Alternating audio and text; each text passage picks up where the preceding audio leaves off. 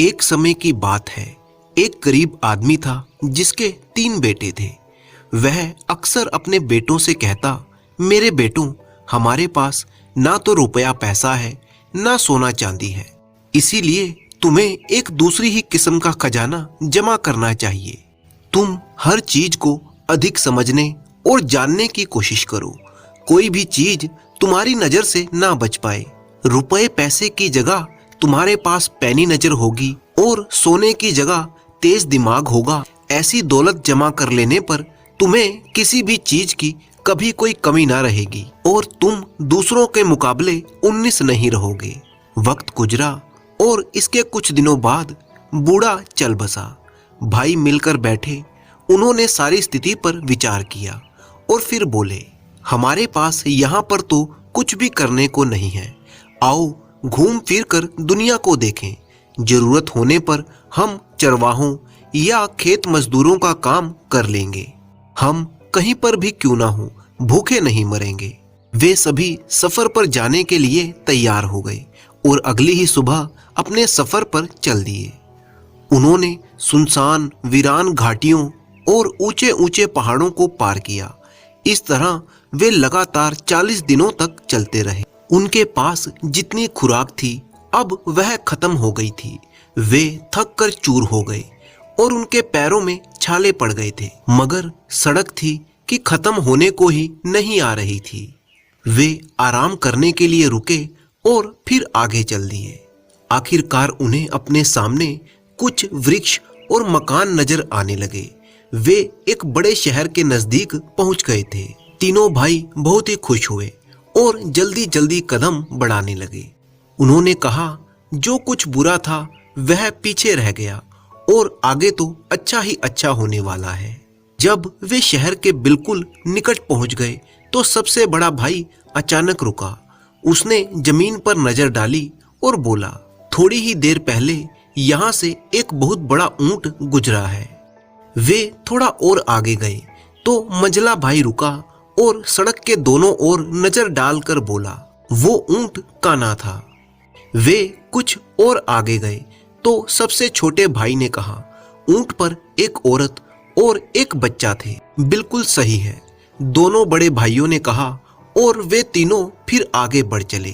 थोड़ी देर बाद एक घुड़सवार उनके पास से गुजरा।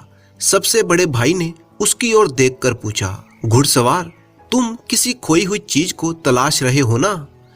घुड़सवार ने घोड़ा रोककर जवाब दिया, हाँ। तुम्हारा ऊंट खो गया है ना? सबसे बड़े भाई ने पूछा। हाँ। बहुत बड़ा सा? हाँ। वह काना है ना? मंझले भाई ने पूछा। हाँ। एक छोटे से बच्चे के साथ उस पर एक औरत सवार थी ना? सबसे छोटे भाई ने यह सवाल किया। घुड़सवार ने तीनों भाइयों को शक की नजर से देखा और बोला, तो तुम तीनों के पास मेरा ऊंट है, जल्दी बताओ तुमने उसका क्या किया? भाइयों ने जवाब दिया, हमने तुम्हारे ऊंट की शक्ल तक नहीं देखी, तो तुम्हें उसके बारे में ये सब बातें कैसे मालूम हुई? क्योंकि हम अपनी आंखों और दिमाग से काम लेना जानते हैं, भाइयों ने जवाब दिया। जल्दी से उस दिशा में अपना घोड़ा दौड़ाओ, वहां तुम्हारा ऊंट तुम्हें मिल जाएगा। नहीं, ऊंट के मालिक ने जवाब दिया, मैं उस दिशा में नहीं जाऊंगा। मेरा ऊंट तुम्हारे पास है और तुम्हें ही उसे लौटाना पड़ेगा। हमने तो तुम्हारे ऊंट को देखा तक नहीं, भाइयों ने परेशान होते हुए कहा। मगर घुड़सवार उनकी एक भी बात सुनने को तैयार नहीं था। उसने अपनी तलवार निकाल ली और जोर से घुमाते हुए तीनों भाइयों को अपने आगे आगे चलने का हुक्म दिया। इस तरह से वह उन्हें सीधा देश के बादशाह के महल में ले गया।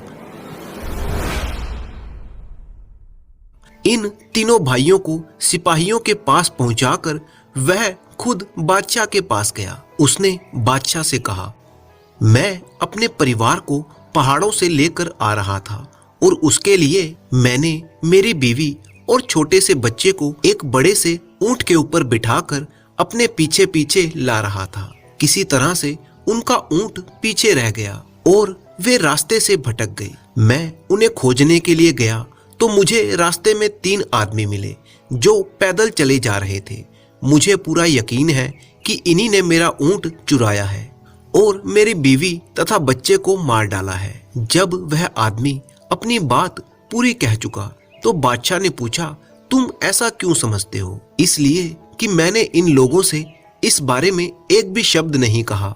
फिर भी उन्होंने मुझे बताया कि ऊंट बहुत बड़ा है और काना है और उस पर एक औरत और बच्चे सवार हैं। बादशाह ने थोड़ी देर सोच विचार किया और फिर बोला, जैसा कि तुम कहते हो कि तुम्हारे बताए बिना ही तुम्हारे ऊंट के बारे में उन्होंने सब कुछ ऐसे अच्छे ढंग से बयान किया, तो जरूर उन्होंने ही उसे चुराया होगा। जाओ उन चोरों को यहाँ पर लेकर आओ। ऊंट का मालिक बाहर गया और तीनों भाइयों को साथ लेकर झटपट अंदर आ गया। बादशाह तीनों भाइयों को धमकाते हुए चिल्लाया, चोरों, फौरन बताओ, फौरन जवाब दो, तुमने इस आदमी का ऊंट कहाँ पर गायब किया है? भाइयों ने जवाब दिया, हम चोर नहीं हैं और हमने इसका ऊंट कभी देखा भी नहीं।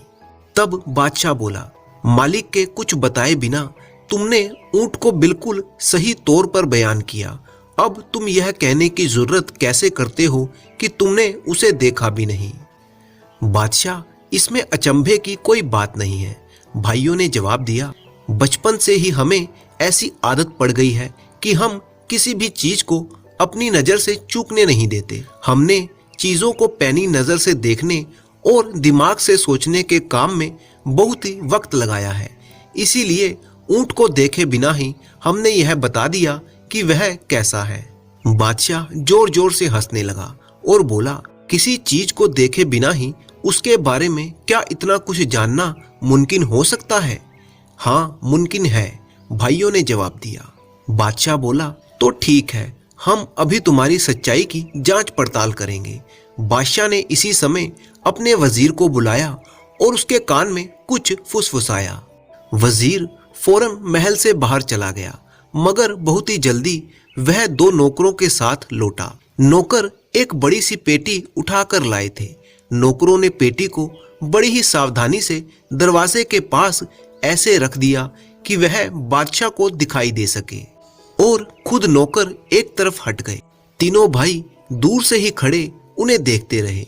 उन्होंने इस बात को बहुत ही गौर से देखा कि पेटी कहां से आई है और कैसे लाई गई थी, किस ढंग से उसे फर्श पर रखा गया था।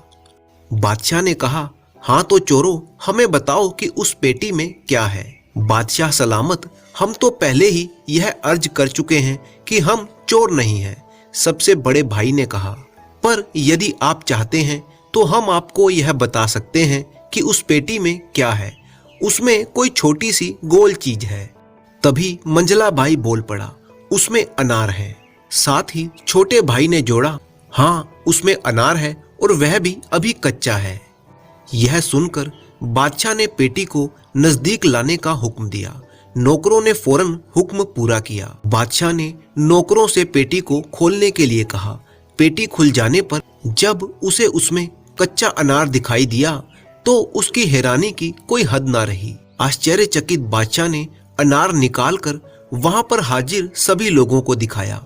तब उसने ऊंट के मालिक से कहा, इन लोगों ने यह साबित कर दिया कि ये लोग चोर नहीं हैं। वास्तव में ये बहुत ही समझदार लोग हैं। तुम कहीं और जाकर अपने ऊंट को तलाश करो। बादशाह के महल में उस समय हाजिर सभी लोगों की हैरानी का कोई ठिकाना ना था, मगर सबसे बढ़कर तो खुद बादशाह ही हैरान था। उसने सभी तरह के बढ़िया और लजीज खाने मंगवाए और लगा इन भाइयों की खातिरदारी करने। बादशाह ने कहा, तुम लोग बिल्कुल बेकसूर हो और जहां भी जाना चाहो जा सकते हो, मगर जाने से पहले तुम सारी बात मुझे साफ साफ बताओ। तुम्हें यह कैसे पता चला कि उस आदमी का ऊंट गुम गया है, और तुमने कैसे जाना कि ऊंट कैसा था? सबसे बड़े भाई ने कहा, धूल पर उसके पैरों के निशानों से मुझे मालूम हुआ कि कोई बहुत बड़ा ऊंट वहां से गुजरा है। जब मैंने अपने पास से गुजरने वाले घुड़सवार को चारों ओर नजर दौड़ाते देखा तो उसी वक्त मेरी समझ में यह बात आ गई कि वह क्या खोज रहा है। बादशाह ने कहा, बहुत खूब। अच्छा, अब ये बताओ कि तुम में से किसने इस घुड़सवार को यह बताया कि ऊंट काना है? कानापन तो सड़क पर निशान नहीं छोड़ता। मंझले भाई ने जवाब दिया, मैंने इस बात का अनुमान इसलिए लगाया कि सड़क के दाईं ओर की घास तो ऊंट ने चर ली थी, मगर बाईं ओर की घास ज्यों की त्यों थी। बादशाह ने कहा, बहुत खूब। तुम में से ये अनुमान किसने लगाया था कि उस पर बच्चे और एक औरत सवार थी? सबसे छोटे भाई ने जवाब दिया, मैंने देखा कि एक जगह पर ऊंट के घुटने टेक कर बैठने के निशान बने हुए थे। उनके करीब ही मुझे रेत पर जूतों के निशान दिखाई पड़े। साथ ही छोटे छोटे पैरों के निशान भी थे, जिसे मुझे मालूम चला कि ये जूते के निशान औरत के हैं और साथ में एक छोटा बच्चा भी है। बहुत खूब, तुमने बिल्कुल सही कहा। बादशाह बोला, मगर तुम लोगों को ये कैसे पता चला कि पेटी में एक कच्चा अनार है? यह बात तो मेरी समझ में बिल्कुल नहीं आ रही। सबसे बड़ा भाई बोला, जिस तरह से दोनों नौकर पेटी को उठाकर लाए थे, उससे बिल्कुल जाहिर था कि वह जरा भी भारी नहीं है। जब वे पेटी को फर्श पर टिका रहे थे तो मुझे उसके अंदर किसी छोटी सी गोल चीज के लुढ़कने की आवाज सुनाई दी। फिर मंझला भाई बोला, मैंने ऐसा अनुमान लगाया क्योंकि पेटी बागीचे की तरफ से लाई गई है और उसमें कोई छोटी सी गोल चीज है, तो यह जरूर अनार ही होगा। उसका कारण यह है कि आपके महल के आसपास अनार के बहुत से पेड़ लगे हुए हैं। बादशाह ने कहा, बहुत खूब। और उसने छोटे भाई से पूछा, मगर तुमने ये कैसे पता चला लिया कि अनार कच्चा है? इस वक्त तक बागीचे में सभी अनार कच्चे हैं, यह तो आप खुद भी देख सकते हैं, उसने जवाब दिया और खुली खिड़की की तरफ संकेत किया। बादशाह ने बाहर देखा तो पाया कि बागीचे में लगे अनारों में से सभी वृक्षों पर कच्चे अनार लटक रहे थे।